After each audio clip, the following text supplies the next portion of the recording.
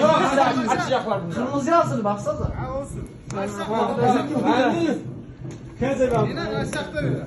Yok hazır. Aşağı Lan düşmandan bir de veriş kere yeter.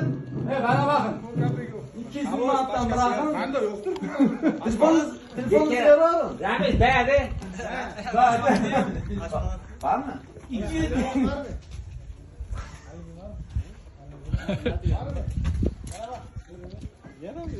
Ara yoktur lan. Randık ya bunu asıp düşebilirsiniz. Ha 100.000 ekstra Bak, oldu. Sana ver oğlum. O geçmez o. Bırakmayasın merdiveni verene vereceğim bak. Bıraksan merdiven gitti.